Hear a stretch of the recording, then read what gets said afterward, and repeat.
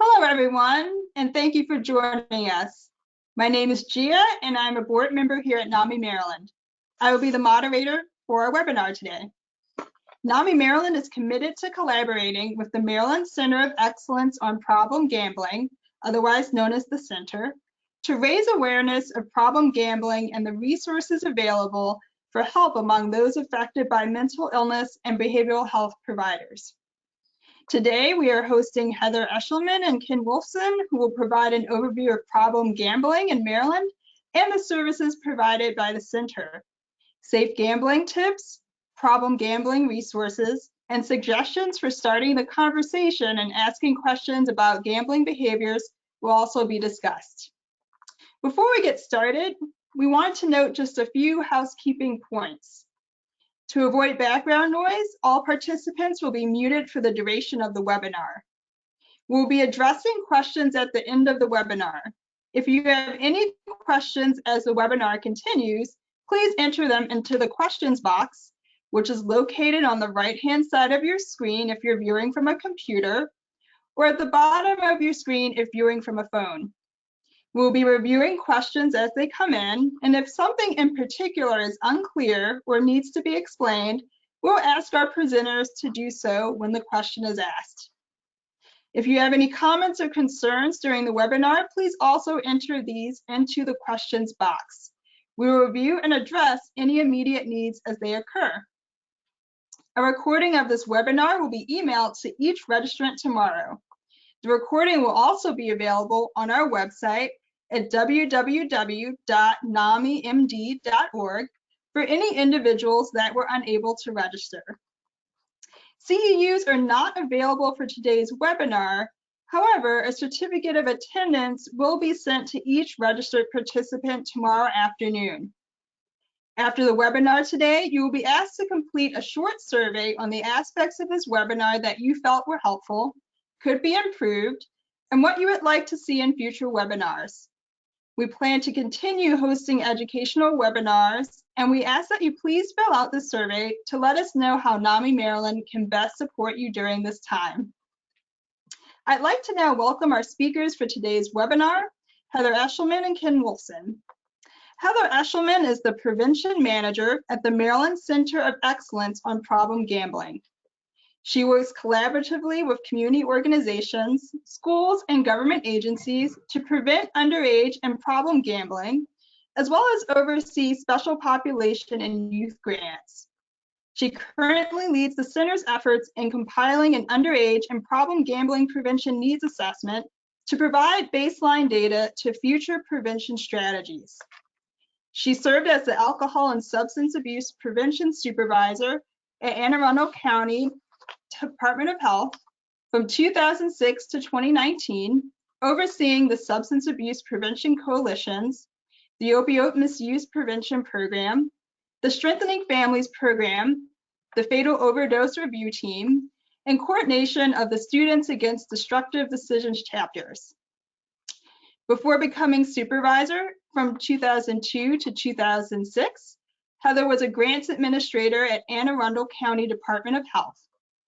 Heather received her master's in public health from the University at Albany School of Public Health and her bachelor's degree in school and community health education from Towson University.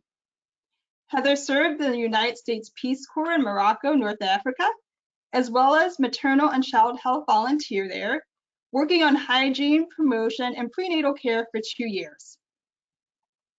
Our next guest is Ken Wolfson, who is the first ever Maryland certified gambling peer recovery support specialist with the Maryland Center of Excellence on Problem Gambling. As a peer for the center, Ken assists individuals within Maryland struggling with problem gambling and gambling addiction to navigate recovery treatment resources and helps remove any barriers to recovery. Ken received his peer certification in 2013. In 2014, he became a certified recovery coach and completed training in integrated forensic peer recovery in 2016. His peer education continued as he became certified in 2019 as a registered peer supervisor. Prior to joining the center, Ken worked at Epic Counseling Center providing peer counseling and case management services to mental health illness and substance abuse clients. He was hired by the Army's 12th Battalion in 2011 as a civilian for the Department of Defense and worked as a military interest test administrator for over 4 years. For 23 years, Ken served as a master USCG licensed captain, operating and managing all aspects of several passenger cruise vessels.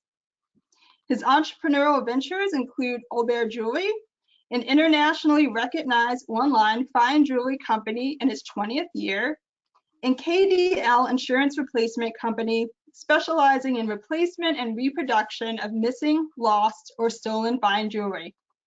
Ken has traveled the world and brings to the center a wealth of experience and insight. Thank you both for joining us today. Gia, thank you so much for that introduction. And it's a pleasure to be here today. We work closely with NAMI, and it's such a great relationship and just such a great organization. NAMI does so much for everyone out there, and it is so appreciated. And Ken is here today as well. So I'm going to go ahead and present first, and then Ken will take over about midway through.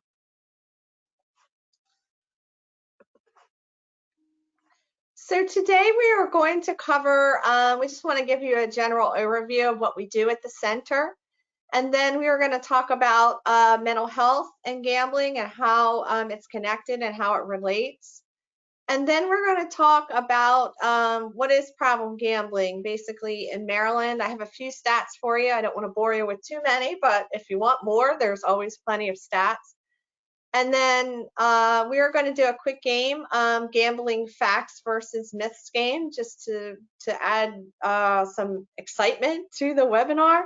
And then I will hand it over to Ken, and he will cover the safe gambling tips, and then how to start a conversation with someone that you think may have a gambling problem.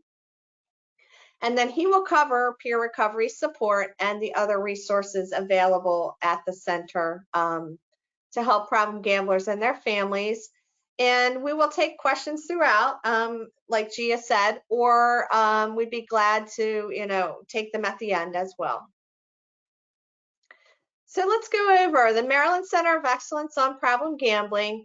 Our office is located in Baltimore on Pratt Street. It's a wonderful, wonderful office, and we are still not there yet due to COVID-19. We are all still working from home. But we've transitioned well, and our services are still all being provided. So that's the good news. But at the center, we promote healthy and informed choices for individuals and communities regarding gambling and problem gambling. So we encourage safe gambling behaviors. Also, we would like to prevent underage gambling.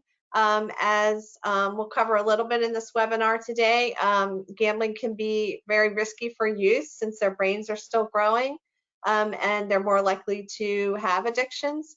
But we are not specifically for or against gambling at the center. We are there to support someone that has a problem with gambling. And we have a staff of 10, and our director is Mary Drexler. So what do we do? Basically, we do a lot of public awareness campaigns. So you all may have heard our current campaign that's running on radio and TV, which is if you think it's a solution, it may be a problem, and then it has the helpline number. So we are trying to get messages out there about that there's help for gambling, because really that's at the stage where we are at right now. A lot of people don't know that gambling can be a risky behavior, or they don't realize it can impact their communities as much as it does, and people aren't aware where to go for help. We also do a lot of training, and all of our services, by the way, are free. So we do train counselors, mostly mental health and substance abuse counselors, to provide problem gambling treatment as well, and they can also apply for certification for problem gambling treatment as well. We don't handle the certification part, but we do provide the training that will lead to a certification.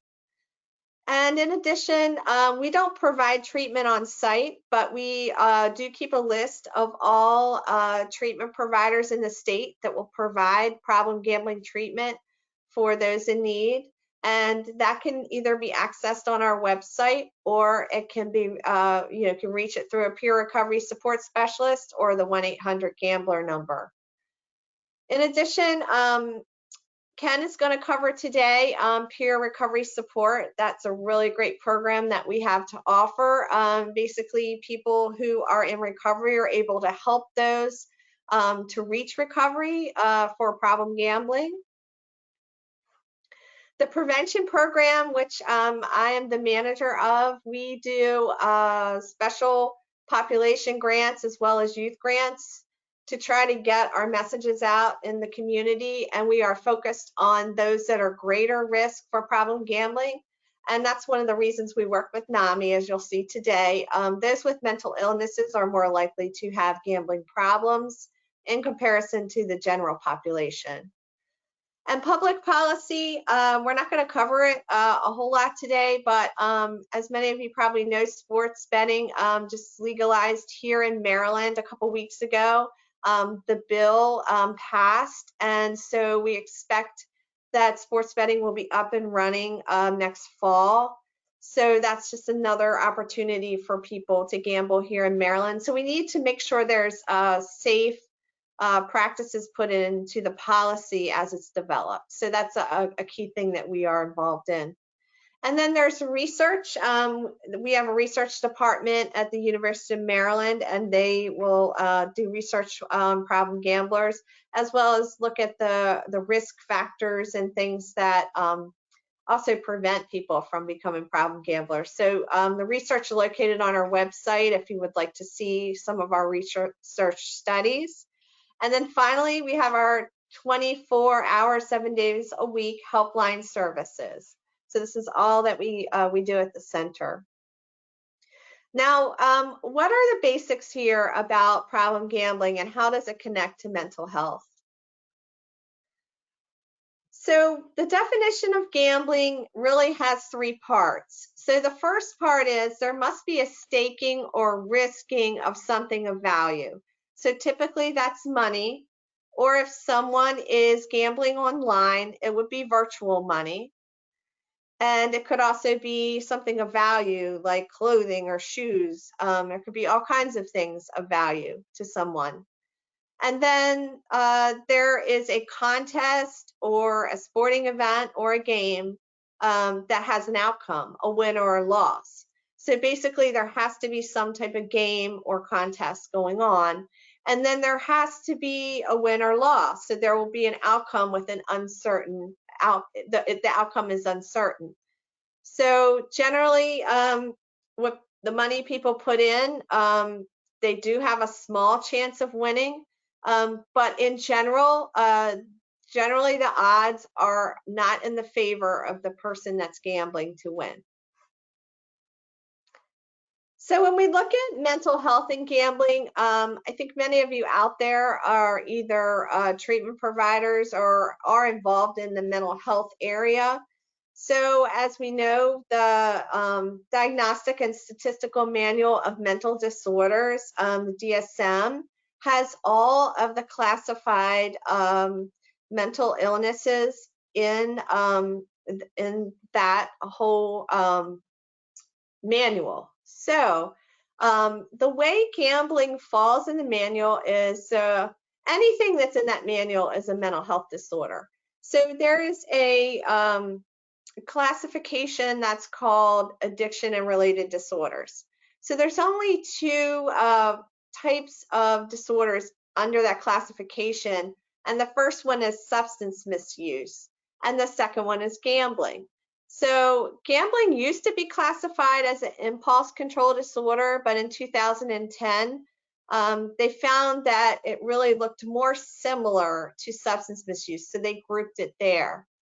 And then so gambling is a diagnosable mental health disorder on its own. And here's some of the basic definitions. So you may have heard in the past that is called a pathological gambler. Generally, that term is not used today. We more call the person a disordered gambler, similar to someone with substance use disorder. We're trying to use the people first language.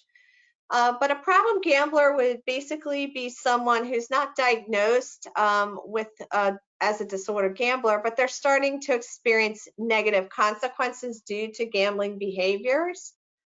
And then a disordered gambler would be someone who actually has had so many problems due to their gambling that they've gone to seek help from a counselor.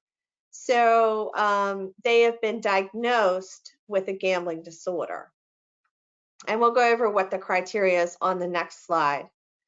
And so a gambling disorder is the most severe form of a gambling disorder found in the DSM. So basically, the criteria for someone to meet a gambling disorder diagnosis, they must have 4 or more of the following criteria. So the person obviously starting to lose control over gambling. So they are preoccupied with gambling, not able to focus on other things. They're unable to cut back when they try to stop or control the behavior, even though it's starting to cause them negative consequences. And that in turn may or may not lead to irritable or restlessness in the attempt to cut down or stop gambling. So that's kind of where the mental health piece comes back in, because someone may use gambling as a coping strategy for a mental illness. But then again, if somebody starts gambling, they may end up having some mental health problems as a result of that gambling behavior. So it's all connected there. Also, the person may build up a tolerance, which is the one here that says risk more money to reach desired level of excitement. So someone will have to gamble more frequently, or they would have to put in more money to kind of get that excitement. And that's similar to substance misuse. So when we look at a problem gambler, the thrill and excitement of gambling really comes from that thrill of the chance to win. It's not even, doesn't even really occur when the person wins or loses. It's more of that, oh, I could win, that gets them into that addiction piece. And then the person could try to gamble more to escape their problems or depressed moods. So it kind of like, again, a vicious cycle of let's gamble more, it makes me feel good. And then, you know, because I'm depressed that I've dug myself in this hole and I'm gambling too much. And then chases losses. So basically, the person gets this belief that, you know, if I keep gambling, I can win back everything I've lost, which of course creates a lot of problems for the gambler and their families. So the last 3 really have to do with family members starting to lie about behaviors and just the impact on the family relationships. And it could affect the person's job. They might not be able to function at work, or they might start to engage in illegal activities due to gambling behaviors. And then just the financial piece. With substance misuse, people can spend a lot of money on their substances that they use. But for gambling, money can go very quickly and just can be totally devastating for everyone involved. So what is a gambling disorder? Really, it is a mental health disorder. And then I've already explained some, but it does touch not only just individuals, but their families. And in turn, you know, when you affect the family, you're affecting our communities. So we look at divorce rates increase among problem gamblers, as well as a strain on our mental health system. And we often get helpline calls from those with gambling problems that are suicidal. Unfortunately, you know, they don't see any way out, so they start becoming suicidal. So that is oftentimes our peer recovery support specialists that take the calls have to send people to crisis response. But anyway, that is an unfortunate outcome of problem gambling. And then, like I touched on, loss of jobs really can in fact impact a person's ability to pay the bills and to maintain a home for their family. And then if you don't have a problem gambler in your family, it even still affects you in your community. So we see an increase in crime due to problem gambling. So that could be due to stealing. Could also be due to fraud. There's lots of fraud, fake check writing, that type of stuff, as well as embezzlement. So sometimes people will embezzle money from their employer, which could lead to possible incarceration, which increases the cost of our judicial system. And we used to get, before COVID, I used to go on the units of one of our county jails and speak about gambling to the inmates there. And we always would have some come up after and say, hey, the reason I'm in here is because I embezzled money from my employer, and now here, because of gambling, and here I am in jail. So it does impact our systems. A drain on our already limited mental health services that I know have been impacted greatly due to COVID. And then also financial services. So we're looking at bankruptcy as well as credit consumer counseling. So problem gambling affects us all. So let's take a look at problem gambling in Maryland. This slide here, the statistics aren't from Maryland, but I wanted to kind of give you a picture of how many people experience like a mental illness per year versus substance misuse versus gambling. So in the first bullet, about 5% of people will experience a mental health problem in a given year. So, and you'll see on the next slide, but the number of gamblers is quite a bit less than that, the number of problem gamblers. And then another estimate we see is about 6% of adults have a substance use disorder. So at any given time, about 6%, 6 in 100 would have a substance use disorder. And then as we look at, the whole point of this slide really is to show there's a lot of co-occurring disorders. So problem gamblers generally do not have a problem gambling problem only. They're more likely to have a co-occurring mental health problem or substance misuse problem. So as you can see here, about 5% of adults with mental illness also have a gambling problem, which is a little higher than the general population. And then 96% of problem gamblers have a diagnosed psychiatric disorder or mental illness. So you really do see many of our problem gamblers experience a lot of mental health problems. So here's the Maryland stats. About 87% of Maryland residents have gambled in their lifetime. So it's a very common and acceptable behavior in our society. And I've been with the center about 2 years, and gambling is just totally expanding like crazy across the country, across our world, and here in Maryland too. So not only do we have sports betting, but the online stuff's increasing. So it's a risky behavior that people need to be aware that it is risky to them, because some people, I don't even think about the risk of gambling. And then as you can see, about 19% of gamblers are current gamblers, which means they play at least monthly.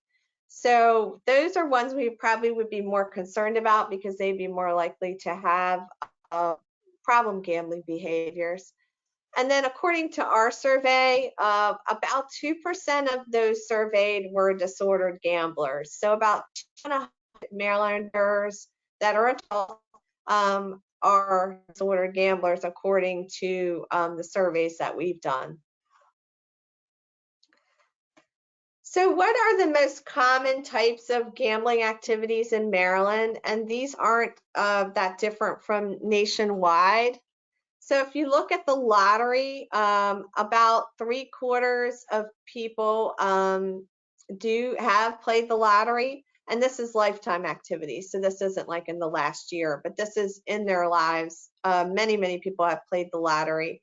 So this could go to your Powerball, people buying Powerball tickets, or pick 3, pick 4 numbers. Could also be scratch-offs. Scratch-offs are very popular, and you see all kinds of commercials for them. And then when you look at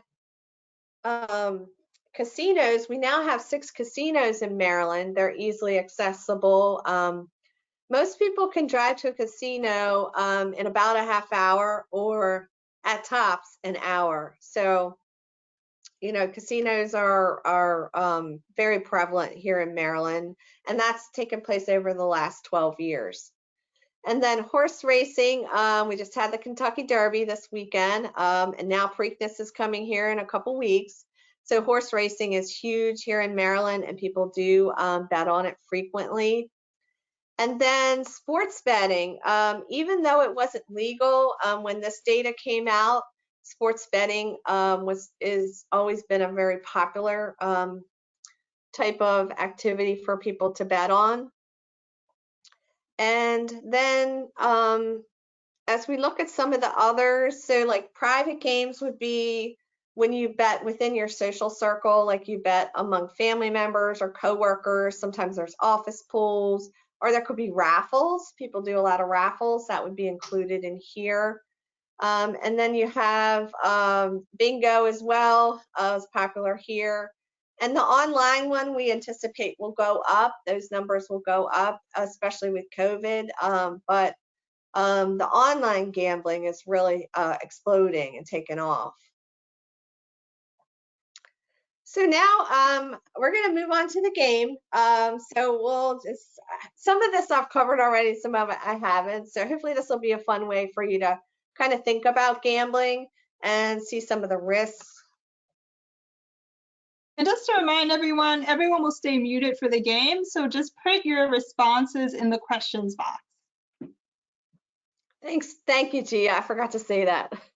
All right, so here's your first question. Is it a fact or a myth? Gambling is the risking of something of value on a game or event with an uncertain outcome. Is that a fact or a myth? And Gia's going to tell us, like, in general, what people are responding. So overall, folks think that's a fact. Okay, very good. Everybody would be correct because that one already covered. But again, you must have those 3 things present. You have to stake something of value, and there has to be a game or contest, and then there's a win or loss outcome. So very good on that one. All right, here's your second question. If I play for fun with extra money I have, I am gambling safely. Is that a fact or a myth?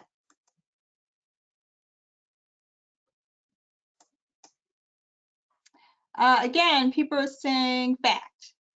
Okay, and that would be correct.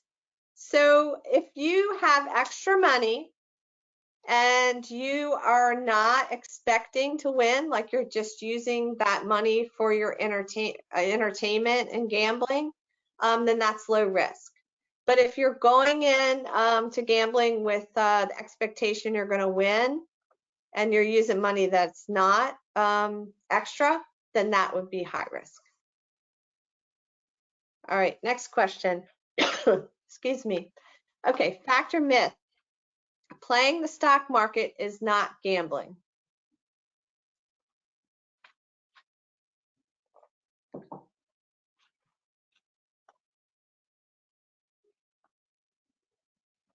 Okay, we have a couple myths coming in. Okay, I would go with myth there, yes. So playing the stock market does meet the definition of gambling because you are putting money in and you are not sure how that stock will do. It could either go up or down, and then you're going to get an outcome. You're either going to earn money from that stock or you're going to lose money from it. So it's generally a safe way to gamble because people do it over time. and the market generally makes money. But yes, it does meet the definition of gambling. So the next question, fact or myth? For slot machines, the odds of winning any prize is 1 in 2. Fact or myth?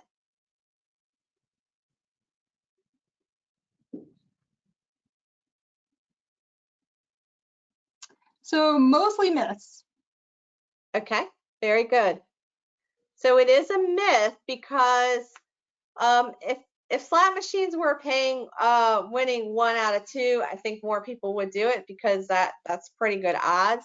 But in actuality, the likelihood of winning a prize on a slot machine, so with any time you pull the handle, your odds are 1 in 5. Of course, if any of you played the slots out there, you know that they kind of give you these small payouts to kind of keep you playing.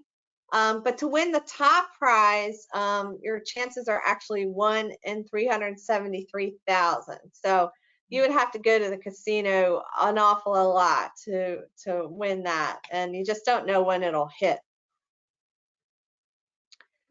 All right, fact or myth? Underage gambling puts youth at risk for future gambling problems. Fact or myth?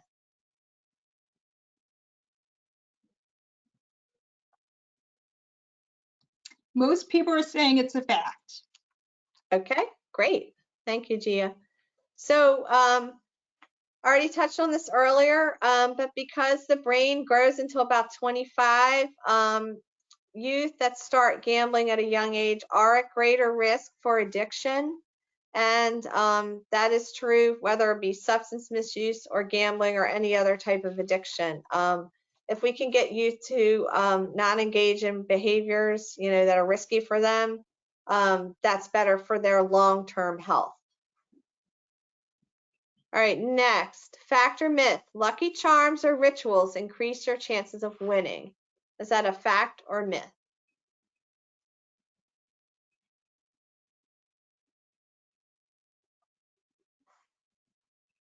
So most people are saying myth. All right, that would be correct. So if you all have a lucky rabbit's foot out there, or you have to wear your lucky hat when your sports team are playing for them to win, that's not really going to help their chances of winning. So we kind of get in these superstitions in our minds sometimes that things will help the situation, but in all reality, lucky charms really and rituals don't really help, especially when it comes to gambling. So want to make sure you're aware of that. And then fact or myth, I'm playing craps and I just rolled snake eyes. Next time I'm less likely to roll snake eyes. Is that a fact or a myth?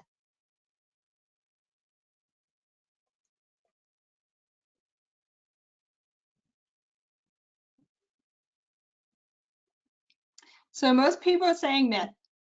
Okay, and that is correct again. So all rolls of a dice are random, and same with slot machines or most types of gambling. If they're independent. So just because I rolled the dice last time, it doesn't mean that I'm going to be able to roll the same thing or different. The odds are the same with every individual roll, so they're all separate and independent of each other. So fact or myth, winnings for games of skill, such as poker, depend solely on the skill level of the player. So is that a fact or a myth?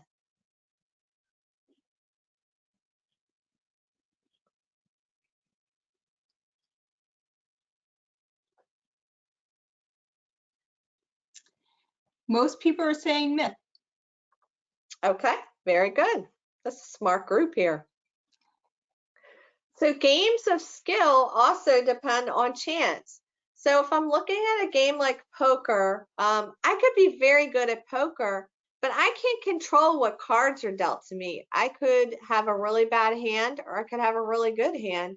And it doesn't matter how much skill I have, I'm going to lose at times. So yeah, I mean, even if you have a good skill in something, there's still chances that you will not win. And fact or myth, 50% of the Maryland adult population are problem gamblers. Is that a fact or a myth?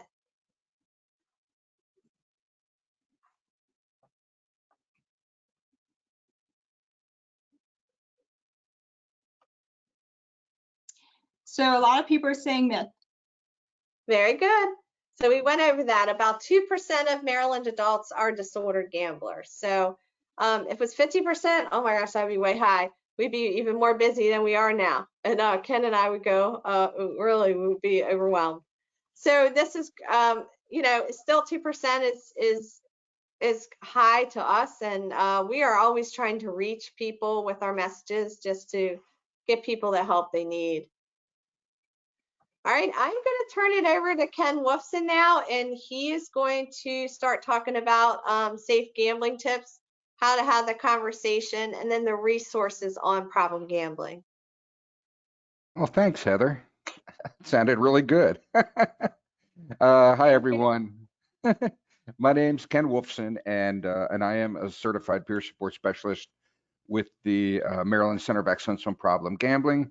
I have lived experience with gambling, alcoholism, substance use disorder, and traumatic brain injury.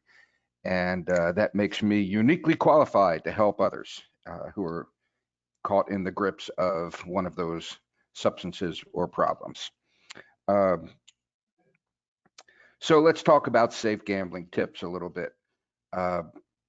First and foremost, I could tell you that what I prefer to tell clients that are calling with issues related to gambling is that when they go into a casino, setting a time limit and along with that, setting a dollar limit together are really good method if you can stick with it of controlling your gambling and having a fun time.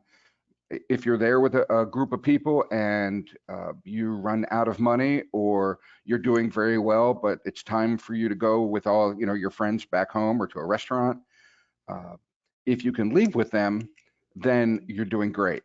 If you're just waving them on saying, I'll get an Uber home or a cab home, that can be indicative of a problem. We don't gamble to make money. People who are successful with gambling do it, like I said, as a form of entertainment and not a way to make your bills or to heavy up your retirement account. That's a recipe for disaster as well. Gambling and balancing it with other activities, whether it's walking on the beach or tennis or whatever, very important. It's when gambling becomes singular in a person's thought and actions, and everything else falls by the wayside. You could see where that would be a tremendous problem. I love this one about having a plan of what to do when you win or lose. And a little view inside the mind of a gambler, I can tell you that when I would lose, I would practice something called chasing my losses. And what that looks like is when that last chip is gone, the absolute next thought that seems reasonable to me is to go to the bank machine and draw out more money. And then when I get that money, I usually burn through it the same way I burn through all the other money. And if it's a win, the hardest thing has always been to walk away. But that is the most successful thing to do, is take your ticket or take your chips, cash them out, and go find something else fun to do. Borrowing money or making trips to the ATM machine, not a good idea. Not a good idea, as I mentioned before. This last one, I literally just got off the phone with somebody before I logged onto the webinar who is having trouble with a family member exactly as this. They burned through several $1 million in retirement funds, and now they're struggling for food, for car insurance, for all the normal things that we pay monthly. And Money that's earmarked for responsibilities should not be used for gambling. It's as simple as that. When you are using that money, it's a sign that maybe there could be a problem. Next, we're going to talk about how to have the conversation approaching a gambler in your family or a friend. And choosing the right time, first thing in the morning, not a good idea. The last thing in the day, also not a good idea. You don't want to bring it up when they have just had a tremendous win, because it'll just go in one ear and out the other. And you don't want to do it conversely to that when they've had a big loss, because they're not going to be open to even discussing this. There's so much stigma and shame and a hidden life that we keep away from those we care about, so that we can do our gambling unencumbered. Very important. Letting the person know that you love them and that you only want the best for them, and you're doing this out of care and not out of an anger or a fear about your current financial situation that the gamblers put you into, is important as well. You can point out that, gee, you used to come with us to play bridge every, Thursday night or Saturday night, and now we never see you anymore. And we spoke to your husband, and he says you're never at home either. What's happening? What's going on? Is there anything we need to talk about? These are all ways of starting the conversation. You don't want to be confrontational. You certainly don't want to be blaming or accusative. It's so much more effective when the person comes out with that information. You're setting the platform for that to happen. As far as conversations go, here's a couple of sample conversations that are interesting. John, can we talk? I'm concerned. We received a notice in the mail that the mortgage was not paid this month. You continue to go to the casino every Friday night, and you usually do not win. I am feeling very stressed and also worried about your behavior. There are free services to help those that need help with gambling. Are you willing to seek help? I am willing to go with you. There's a perfect example of non-confrontationally addressing the problem and offering support, unconditional support. That's really nice. The next one, hello, Jane, can we talk? I'm worried about you. You used to go walking with me almost every day, and now you go to the bingo hall instead. Is there a reason why you do not want to walk with me anymore? She's probably not going to say, yeah, because I can't win money when I'm walking with you. Chances are this will be a gateway to a fruitful discussion about the gambling.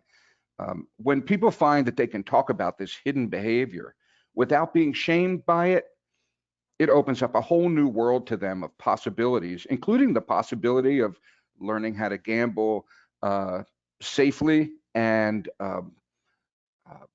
maybe even taking a friend along to keep it safe. So, yeah. Peer recovery and other resources for help. So when you or a friend or a relative start experiencing issues, there are a number of tools that we can use. As you can see here, peer support specialists, especially where we're at the Maryland Center of Excellence on Problem Gambling, we're all certified. We've all been through the certification process, and all of us are in recovery from anywhere from, I guess, 3 years up to about 27 years of sobriety per person. So folks that are looking, like I just mentioned, to limit, control, or even stop their gambling, we can certainly help them with that and help to connect them with the most useful resources in their communities, which I'm going to tell you about in a little bit, something called no-cost treatment. And of course, as Heather mentioned, the 1-800-GAMBLING number. We encourage folks to work towards their goals. And as you will see here, we have our map. Oh, that's okay, Heather. Sorry. This is actually a map of the different regions that we've set up. And this is really effective because depending upon where your client or you are located in the state, we have a dedicated certified peer support specialist to assist you in that area. We have, of course, Carrie Jenkins, who works in the Central Maryland, Baltimore region. I work the actual Central region, which covers Carroll, Howard, Harford, Baltimore, and Cecil counties. Karen Miller works the Western region, which is in green, and Will Hinman works the Southern region, which you can see there in gray. It's a rather large area. And finally, Kenny Crawford works the East Coast, or I should say the Eastern Shore region, which is also very large, covers a lot of area there. And when we get a call in from the 1-800 gambling line, depending upon where that person in Maryland is calling from, it gets routed to the correct peer support specialist. But it's based on the person that's calling. So if you're calling about your relative and they live in a different part of the state, that's fine. That's fine. We can certainly handle that as well, or get it to the right person if we need to. But this is a great diagram for showing that. The resources. Okay. 1-800-GAMBLER. There's lots of resources available in Maryland. We're very fortunate. 1-800-GAMBLER is a number that rings at, like I just showed you that map, that will ring at the desk of the certified peer support specialist in that region. And they are a first line for the call coming in and being routed to us. Once they get to us, we can handle any number of issues with them. We do have a wonderful series of websites, what you see there, the helpmygamblingproblem.org. We also have MD, the abbreviation for Maryland, problemgambling.com. And it is a wealth of information. I highly recommend you going there. There's videos, you name it, it's on there if it has to do with problem gambling. And Donna, our communications director, does a beautiful job with that. The no-cost treatment, which I mentioned earlier, through a special fund set up by the casinos, there is a large amount of money available to help people with problem gambling. The no-cost treatment is just what it says. It's no cost, and it not only is it available for the gambler, but it's also available for the family members. So MCF, which is the Maryland Coalition of Families, I'll tell you about that in a little bit. I'll tell you about it now. They do for the family and friends of gamblers what we do for the gambler that's causing the issue. And there's no charge for it. You call us up and we set you up with a licensed counselor one-on-one. Most likely it's going to be telehealth until they announce that it's safe for us to do in person. And the counselor for right now will do telehealth, and it's been amazingly effective, certainly, during the pandemic. Nancy Quidis for the Coalition of Families is always standing by and ready to take your call with them. The voluntary exclusion program is something that you may have heard from people in the past. It's a program that is run by the Maryland Lottery and Gaming. Jasmine Countess takes care of that. She's the director for that program.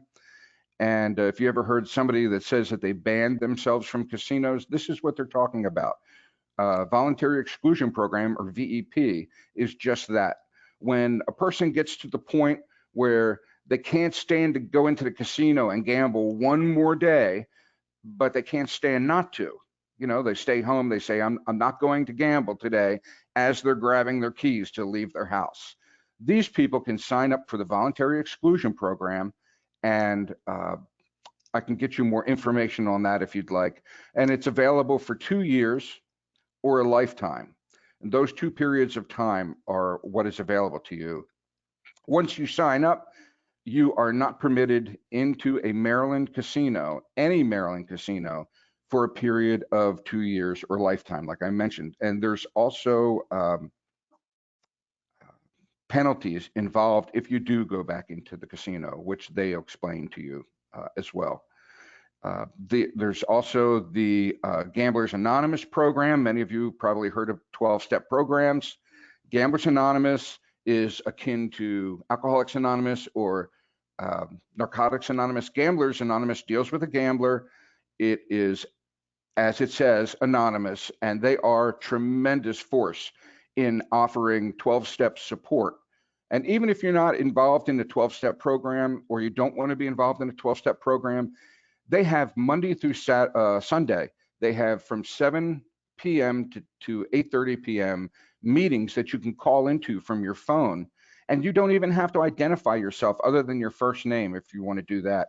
And you can sit and listen to other people doing their work and relate in, which a lot of people do, or you can join and if you want to share about your experience and your troubles with it or your successes, that's there. And again, contact me. I'll get you all the information you need on that.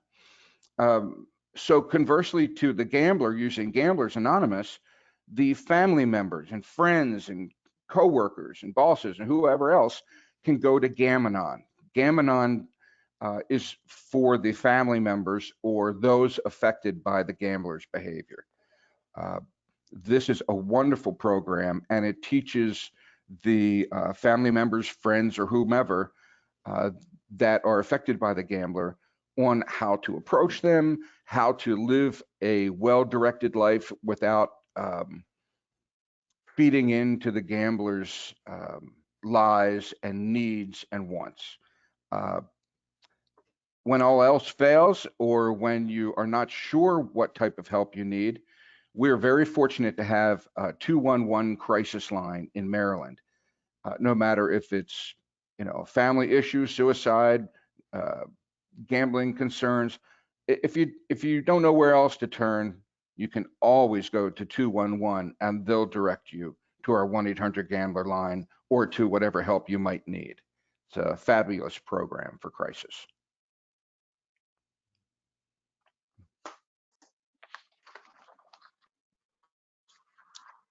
Well, thank you both for providing this critical information during this great time of need. So now we're going to open up to audience questions. Just a reminder that we'll stay muted for this portion, but do continue to use the questions box to input your questions. If we don't have time to answer each question today, we will provide our contact information at the end of the webinar for anyone who may wish to reach us. And I do have a couple of questions to get us started. So the first question is about COVID-19 and how has COVID-19 impacted gambling behaviors in Maryland, and why was gambling an essential business to stay open during the pandemic? So I can start. Everybody can hear me, right? Gia, can you hear me? Okay. Can you hear me? Yes, we can hear you. Oh, okay, great.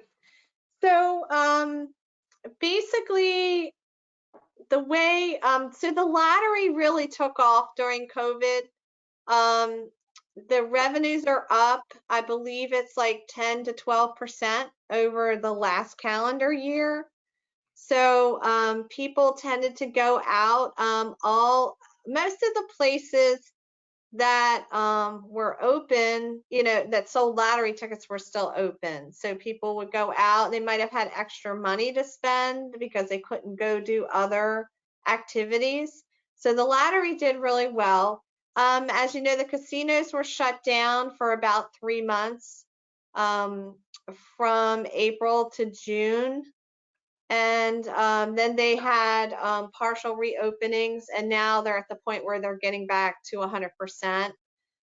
So casino gambling did take a hit as far as the revenues, but not really by that much. I think they had a 6% decrease in gambling in casino revenues last year. And then we don't have data in yet, but we assume that the online gambling increased over the pandemic. And why was it determined essential? I don't know that they really determined it essential, but it is a huge revenue maker for our state. So of course they were trying to keep the money flowing over the whole pandemic. So they didn't want to lose that income source, I'm sure. And then also, like I said, a lot of the lottery and stuff, was already accessible anyway. So, that didn't need to be, that wasn't shut down. And I don't know if Ken has any other comments about that one. Thank you, Heather. Yeah, the changes that I saw because of COVID-19 were actually pretty dramatic. Uh, we were incredibly busy, uh, more so than even usual during the pandemic. Uh, and I know this because a couple months after, the initial shutdown and everything, uh, I started receiving, I don't want to call them, just clients calling in. We started getting a lot of inquiries of people that were not used to gambling from their computers or from their phones. And because they were stuck inside and couldn't get to the casinos, unbeknownst to them, they went on various websites that were not safe. And some people, lost their entire nest eggs, especially the senior citizen population seemed to be at risk. They're lonely. They may feel cut off from their friends and their family, and maybe their sleep has been disturbed. And I did hear, a lot of them saying that they would get up in the middle of the night. It was so easy. They just flicked on their computer. And even with limited computer skills, we're still able to get on, casino sites. And it doesn't take long for that nighttime habit to develop. And all of a sudden, you've got, grandma or grandpa are now experiencing an issue where it's feeding them in a way nothing else has fed their brain. And they find that it's their first thought in the morning, their last thought at night. And when they wake up, it's their go-to when they can't sleep. And it can put a tremendous burden on their savings and their finances. And a quick follow-up about the senior community. Someone's asking, has there been an increase with gambling in the senior community? So I think is what they're asking. I would say certainly. I would say so, certainly. They are a very vulnerable population because they have access to their retirement funds uh, and they have a tremendous amount of time. And there are those who go into retirement with a whole list of things that they would like to accomplish and fun things, their bucket list and everything.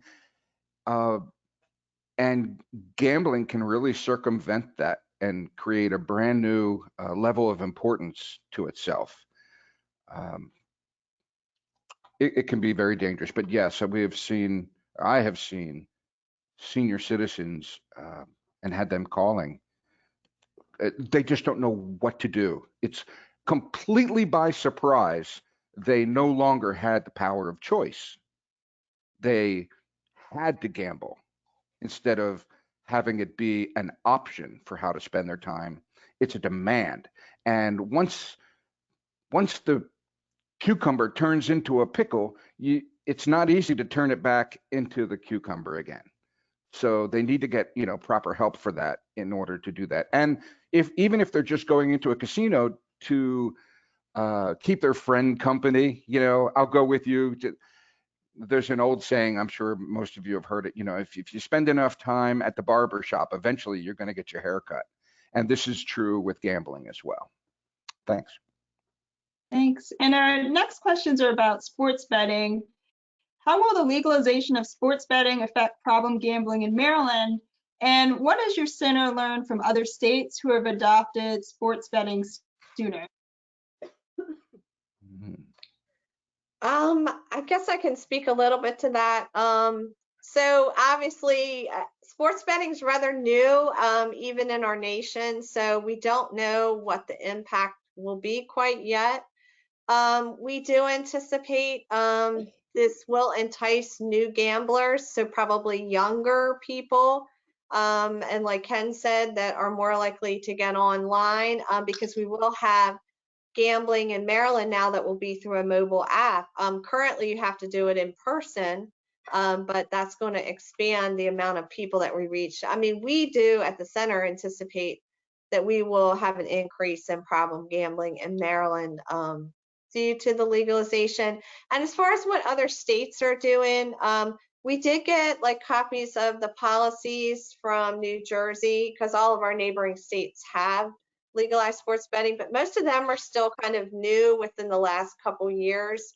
But we're just trying to put in some safety measures, such as we want all the people that are licensed to have trainings on responsible gambling, as well as have the VEP program, so have the voluntary exclusion program created for the sports betting piece. And then also the advertising, we don't want that to target vulnerable populations such as youth. So we're looking at putting all that into the policies based on what other states have done. So I hope that helps. And our next question is about a particular a friend that someone has. And the question is, I have a friend who's in her senior years. She plays numbers twice a day. My concern is that she goes out every night around 9 p.m. to play her nightly number. I shouldn't ask, but is this considered problem gambling? You want me to take this, Heather? Sure. Okay. If her life is unmanageable, if she seems like she's powerless over it, then it could be a problem. But I mean, if she's playing one or two numbers a day and it's not affecting her financial ability to meet her responsibilities, then it sounds like she's doing it for fun. If she's going there and playing 50 numbers twice a day and she can't afford it, that's a whole nother, ball of wax there. That's something where it probably would warrant a discussion, a conversation to see how she's doing financially and keeping herself balanced. Thanks. And another audience question, and this is actually our last question for today.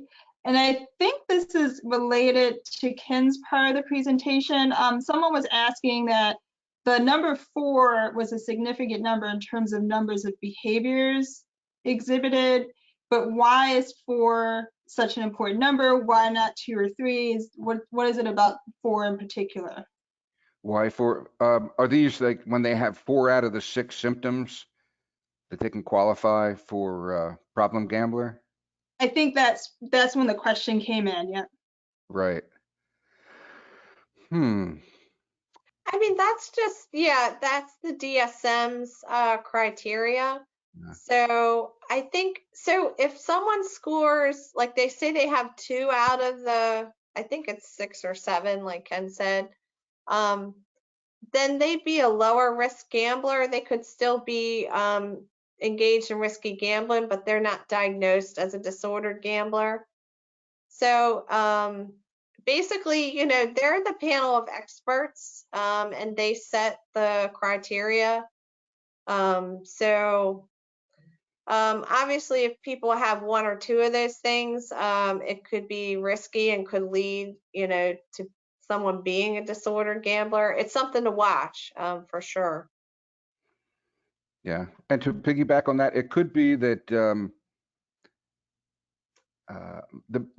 let's say if there was 100 problem gamblers questioned, or 100 gamblers questioned, let's just say that a certain number of them would have these traits, these habits. And that's just, off the top of my head, I would think that that's certainly a possibility as well. Well, thank you. Yeah. Thanks. And that's kind of, we're almost out of time. And I just want to thank everyone for joining us.